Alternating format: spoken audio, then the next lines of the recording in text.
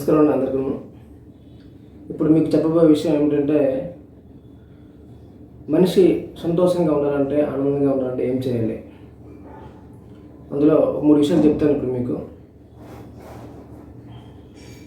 ఒకటి, ఎవరి దగ్గర నుంచి మనం ఏది ఆశించకూడదు.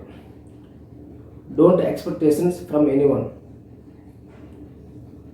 ఇంట్లో కుటుంబ సభ్యులు కావచ్చు, ఫ్రెండ్స్ కావచ్చు, లేకపోతే బయట కొలీగ్స్ కావచ్చు, ఎవరి దగ్గర నుంచి కూడా ఏది ఆశించకూడదు.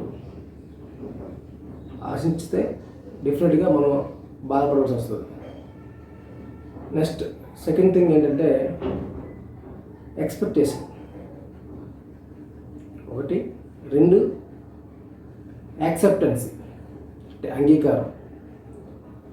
లైఫ్లో ఎటువంటి సంఘటన జరిగినా, బాధ కావచ్చు, సంతోషం కావచ్చు, కష్టాలు, సుఖాలు, ఏ సన్నివేశం జరిగినా మనం దాన్ని యాక్సెప్ట్ చేయాలి, అంగీకరించాలి. ఎందుకంటే శివుడు ఆజ్ఞ లేనిదే సేమైనా కొట్టదు. కావున మన లైఫ్లో ఏం జరిగినా సరే అన్నీ ఆ దేవుని ఆజ్ఞ ప్రకారమే జరుగుతుంది అనే విషయాన్ని మనం అంగీకరించి ధైర్యం తెచ్చుకొని లైఫ్లో ముందుకు సాగాలి. Second thing. థర్డ్ వన్ ఏంటంటే క్షమించడం. క్షమించే గుణం ప్రతి మనిషికి అవసరం.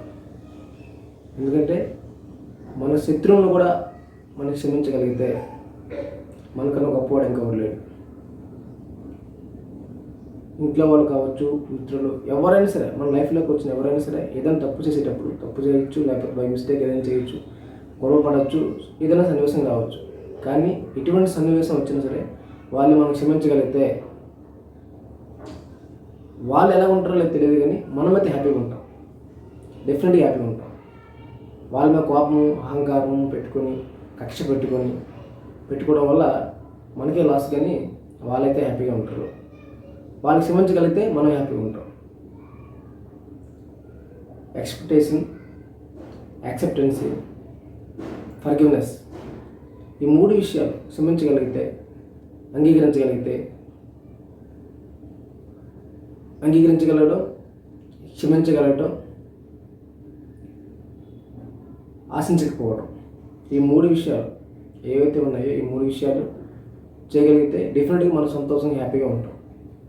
ఈ విషయాలన్నీ మీకు తెలియవని కాదు, తెలుసు. కానీ మా గురువు గారు నాకు చెప్పడం వల్ల అవి నేను నేర్చుకొని నాలాగా తెలియని ఎవరైనా మిత్రులు, ఫ్రెండ్స్ ఉంటే వాళ్ళకి తెలియపరచాలనే సహోద్దేశంతో నేను ఈ వీడియో చేయడం జరుగుతుంది. మీరు కూడా ఇట్లా తెలుసుకొని ఆచరిస్తారని మనస్ఫూర్తి కోరుకుంటున్నాను.